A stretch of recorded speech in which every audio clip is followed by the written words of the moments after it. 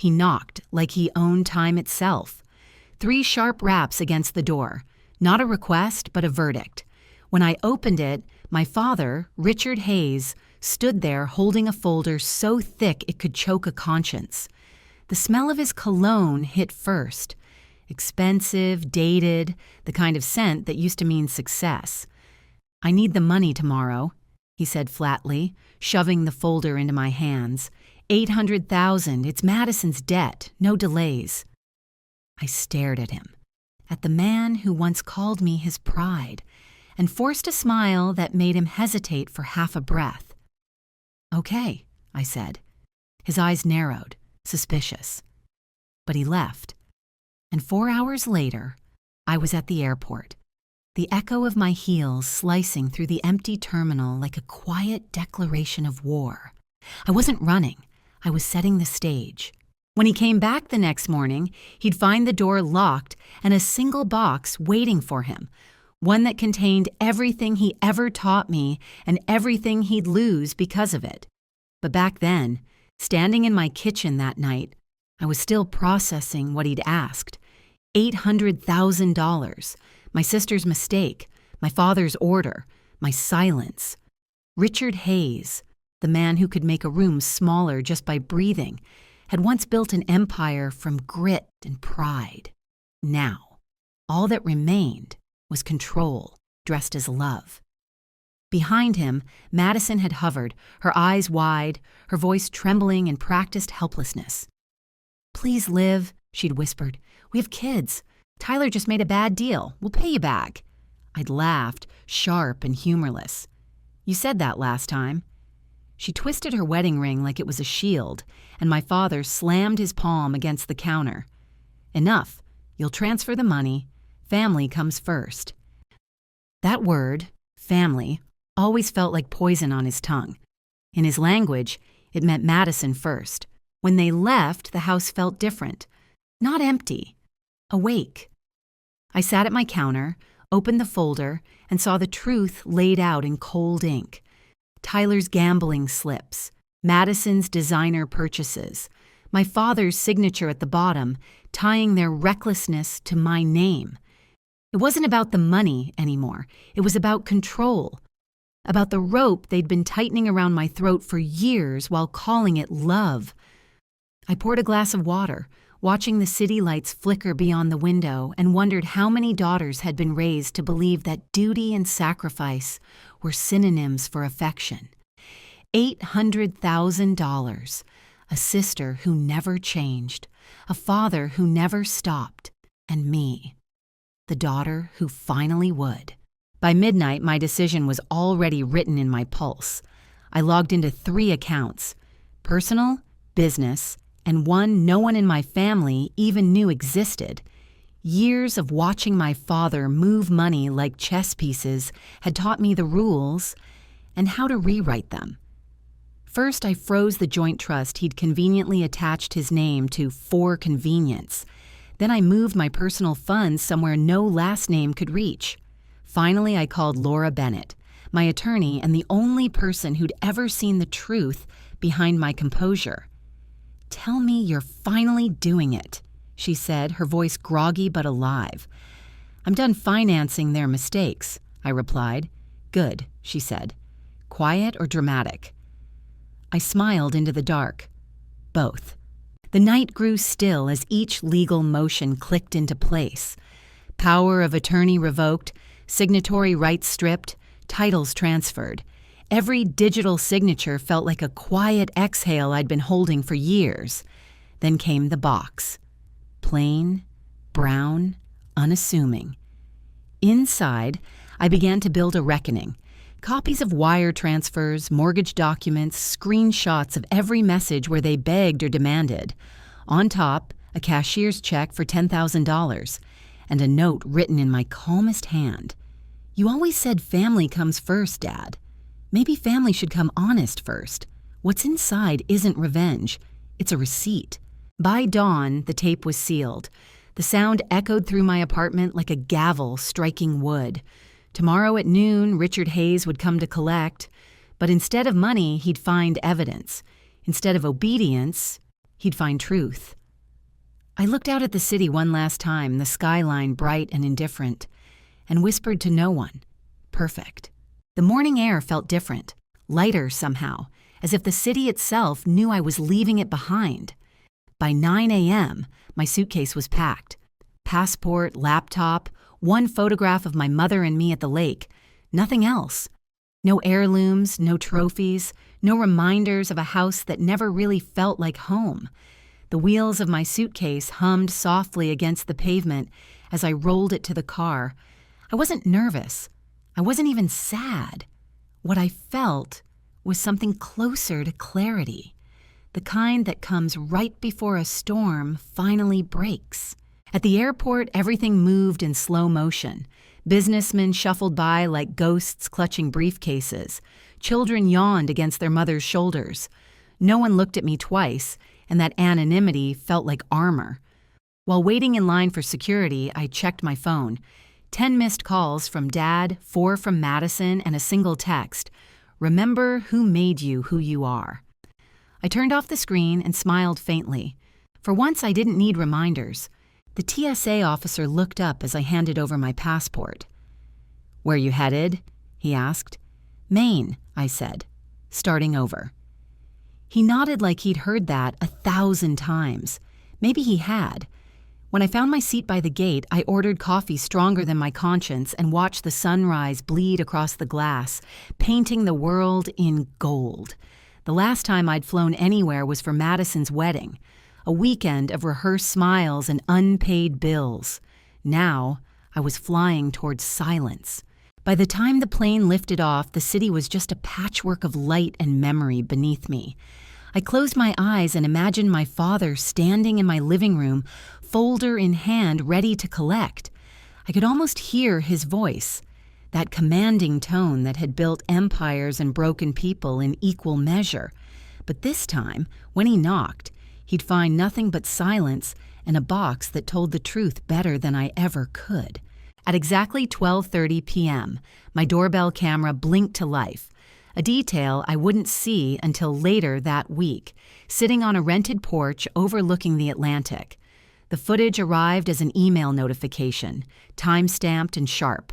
I remember pressing play with shaking hands, and there he was, Richard Hayes, my father, standing on my front porch like a man born to own every inch of ground he touched. His tie was perfect. His composure wasn't.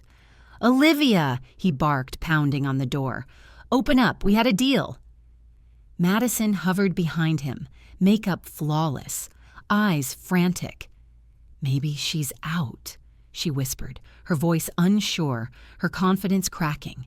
Then his gaze shifted downward, to the plain brown box with his name written in black marker. He frowned, bent down, and tore the tape open like truth might still be negotiable. The sound of paper rustling filled the silence. Then he froze. "What the hell is this?" he muttered. Madison leaned closer, her voice trembling. "What's inside?" "Records," he said. His fingers flipped faster now, eyes scanning mortgage transfers, loan guarantees, property deeds, all stamped with my name, not his. And then the final blow, a USB drive and a small portable speaker. He hesitated, then slid it in. My voice filled the air, calm and steady. "Dad, you taught me that family comes first. You just never taught me how to survive being the only one who meant it. What's inside this box isn't revenge, it's the truth. And the truth has receipts." The camera caught everything. The flicker in his eyes, the way his breath stuttered when he saw the photo I'd left on top. The two of us at the lake, back when love hadn't yet turned into leverage. His hand trembled. Then came the note, written in blue ink, sealed with the calm he could never break. "If you ever loved me for who I am, not for what I can fix, stop knocking on my door and start looking in a mirror." For the first time in my life, Richard Hayes didn't speak like a king. He broke like a man. His shoulders slumped. The folder slipped from his grip. Madison cried, not for me, but for herself. "What do we do now?" she whispered. He didn't answer. He just stared at the ground and said, "We lost her." Then he turned, stepped off my porch, and left the box behind. At that same moment, 1,400 miles away, I was sitting in a small cafe by the sea, a cup of coffee trembling in my hand. Through the window, the tide was rising, slow and certain. I whispered to no one, "No, Dad, you didn't lose me. You just lost control." By the next morning, the silence that had once felt peaceful began to hum with aftershocks. My phone, new number, new SIM, buzzed with messages from Laura, my attorney. Her updates came in short, sharp bursts. Hayes Supply Board initiated an emergency audit. Then, you were right about the missing funds. And finally, they froze your father's corporate card. He's furious. I sat on the porch, coffee cooling between my palms, letting the ocean fill the spaces where guilt used to live. For the first time, his anger didn't reach me. It couldn't. Back in Austin, the empire was crumbling in real time. Dad's business partners wanted explanations. Madison's social media life, those curated snapshots of luxury and charity, began to fracture under the weight of whispers. Screenshots leaked. Her vacations, her handbags, her carefully worded captions about struggling turned into proof of deceit. The comments turned savage. Must be nice to suffer in designer heels. Tyler vanished first. A so-called business trip to Las Vegas that everyone knew was a lie. Then came the creditors. Polite, dangerous men who knocked softly but carried the kind of threats that made even Richard Hayes flinch. Madison called Laura's office, screaming into the void. "She destroyed us," she cried.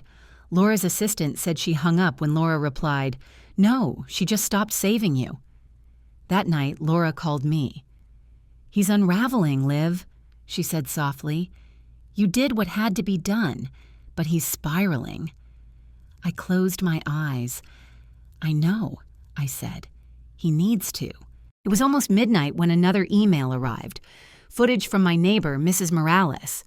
I hesitated before pressing play. The porch light flickered as rain misted the lens. Madison stood there, her mascara running like black confession. She was clutching the same brown box to her chest, her voice raw. "Liv!" she shouted into the dark. "We're family! You can't just vanish!" Then, quieter, like a child begging a ghost, "Please, I don't know what to do." Her voice cracked on the last word. I paused the video and stared at her frozen face, suspended between guilt and desperation. I didn't cry. Not this time. Because this was the truth no one warns you about. When you stop saving people, you have to watch them either learn to swim or sink. 2 days later, Laura texted again. "Your father resigned from Hayes Supply. Board voted to replace him. Clean exit." I read the message twice. Relief didn't come in a rush. It came in waves, quiet, uncertain, almost shy. My father's name no longer sat on the company masthead, no longer loomed over my finances or my sense of self. For the first time in my adult life, I wasn't the family's safety net. I wasn't the good daughter. I was something new, something I didn't even have a word for yet.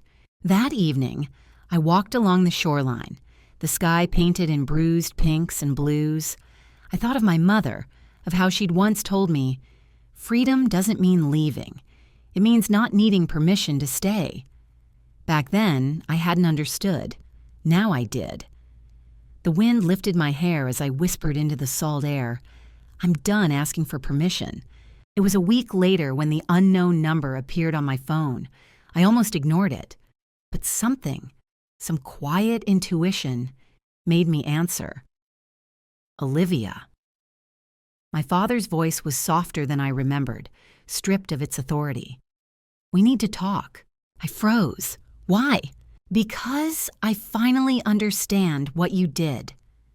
His breathing sounded uneven, like the weight of his own pride was pressing against his chest. "You embarrassed me, Liv, but you were right too. The silence that followed wasn't awkward, it was real. It was the kind of silence that only exists between two people who've run out of lies. His voice wavered on the line, quieter than I'd ever heard it. "Madison's furious. The company's gone. But for the first time, I'm seeing things clearly. You were never the problem, Liv. I was." I pressed the phone to my ear, leaning back against the wall of my small, rented room. Outside, the Maine wind rattled the window pane like it wanted to eavesdrop. "Dad," I said slowly, "I didn't want to destroy you." There was a long pause. "I know," he said, and in that single breath, I heard something that had never existed in our conversations before: humility. "You wanted to wake me up. Well, consider me awake." He exhaled shakily. "You know what Madison asked me yesterday?" I waited. "She asked who was going to save her now." He gave a short, hollow laugh that sounded more like surrender than amusement. "And what did you tell her?" I asked quietly. "I told her she'd have to learn what saving herself feels like." Something inside me shifted, something small, but real. For so long, I'd carried the burden of being the fixer, the one who absorbed everyone else's chaos. Hearing him say those words felt like laying down a weight I didn't realize I'd still been holding. "I saw your mother in you that day," he said after a while, "when you smiled at me and said, 'Okay,' that calm, that was her." I felt the sting in my chest before I even registered it. Mom wouldn't have let it go this far. "No," he admitted, "but she'd have been proud that you did something I never could: walk away." For a long moment, neither of us spoke. The silence wasn't empty. It was full of everything we'd never said, everything we'd both finally stopped pretending. "What now?" I asked softly. "I don't know," he said. "Maybe we start by being honest. Maybe I stop pretending control is the same thing as love." His voice cracked. "I don't know how to fix it, Liv." "Maybe you're not supposed to," I said. He chuckled faintly, the sound brittle but human. "Then maybe one day when you're ready, I'll visit. No folders, no demands." "Bring coffee," I said, my lips curving just slightly. "Not debt." He laughed quietly. "Deal." When the call ended, I sat for a long time staring out at the gray horizon. The ocean stretched endlessly ahead, cold and forgiving. For years, I thought freedom meant escape, cutting ties, running fast, never looking back. But maybe it was something quieter. Maybe freedom was a conversation without control. 3 months later, Maine had settled into my bones.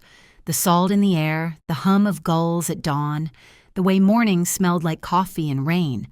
I'd found a small rhythm teaching financial literacy workshops at the local community center.